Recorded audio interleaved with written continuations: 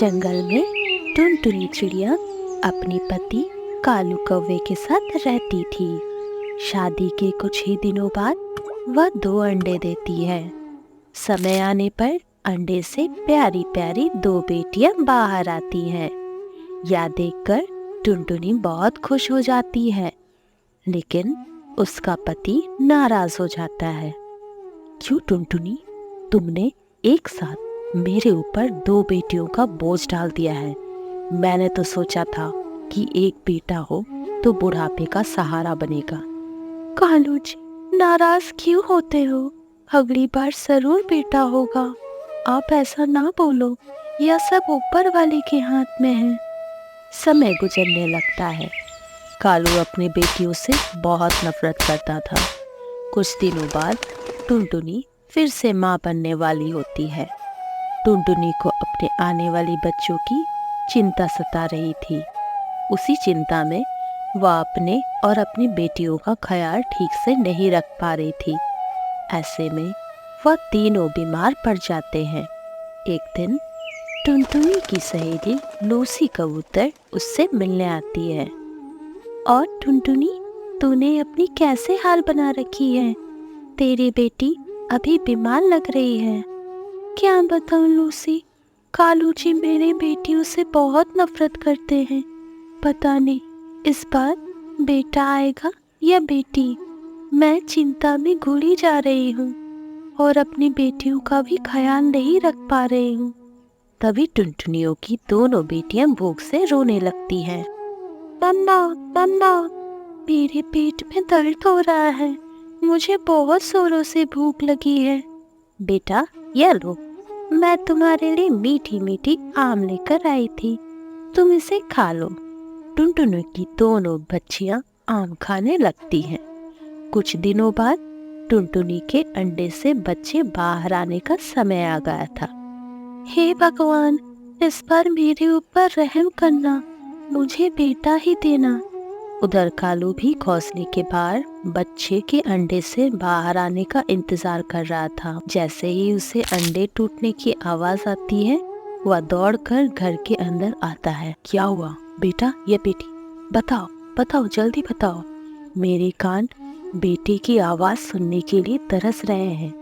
क्या बताऊं जी, इस पर भी बेटी ही आई है। बस बहुत हुआ टुनटुनी, मैं तीनों बेटियों का बोझ नहीं उठा सकता।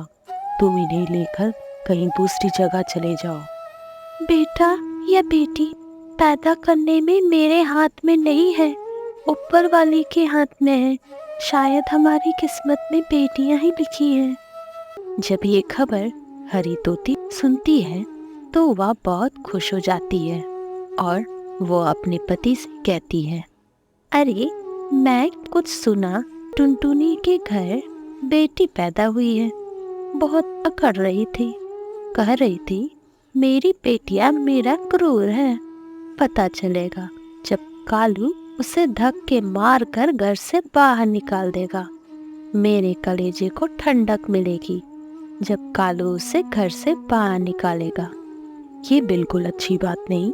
दूसरों के झगड़े देखने का बहुत मजा आता है। ये ऐसा ना हो लेने के देने पड़ जाए। मैंने तुम्हें कितनी बार समझाया है, दूसरों के घर में आग लगाने का काम छोड़ दो। तुम चुप रहो जी, मुझे आए साधु महात्मा बनने। मुझे टुनटुनी का घर टूटते हुए देखना है। बहुत दिनों से मैं अपनी सहेली चंपा के लिए कालू की तरह वर की तलाश कर रही थी। अब मैं अपनी सहेली की शादी उस कालू से करवाऊंगी। आज तो मैं उस कालू को ऐसे भड़काऊंगी कि वो टुनटुनी और उसकी बेटियों को धक्के मारकर घर से बाहर निकाल देगा। अब मैं जा रही हूँ। मेरे जाने से पहले अगर कालू अपनी तीसरी बेटी को भी अपना लेगा तो टुनटुनी को घर से निकालना का मेरा प्लान धरा का धरा रह जाएगा। मैं टुनटुनी के घर जा रही हूँ तमाशा देखने। तुम घर को देखना, आकर तुम्हें सारा किस्सा बताऊंगी। हरी तोती उस टुनटुनी के घर पहुंचती है। अरे कालू, सुना है तेरे घर में फिर से बेटी आई है। तू बड़ा बदकिस्मत है रे। बुढ़ापे में भी तेरा कौन सहारा बनेगा? बेटा की चाह में तो बूढ़ा हो जाओगे। मेरी सहेली चंपा से शादी कर लो, फिर देखना बेटों की लाइन लग जाएगी। बात तो सही है भाभी, मैं भी बेकार में कब तक इनको झेलता रहूंगा।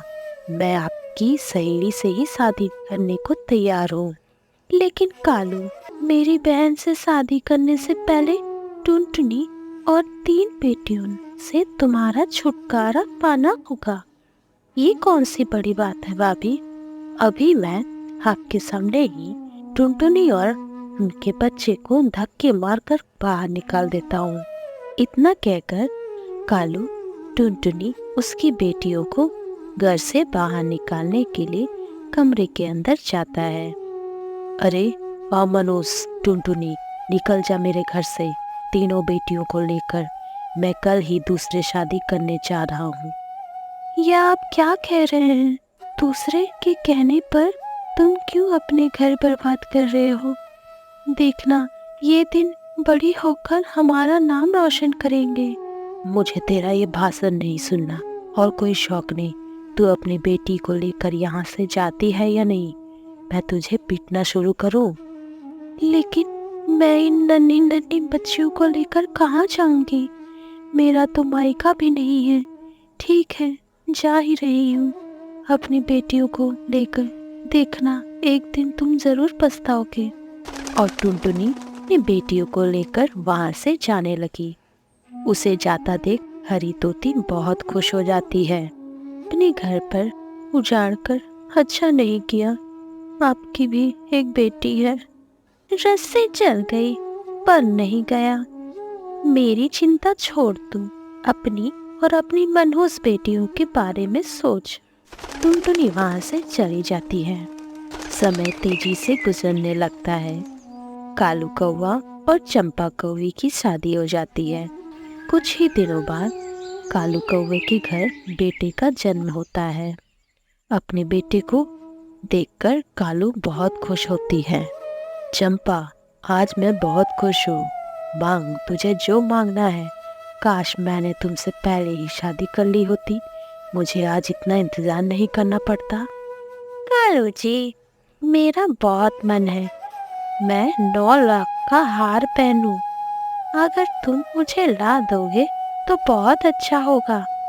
दूसरी तरफ टुनटुनी पक्षियों के घर में काम करके अपनी बेटियों का पालन पोषण करती थी और उन्हें पढ़ाने लगी।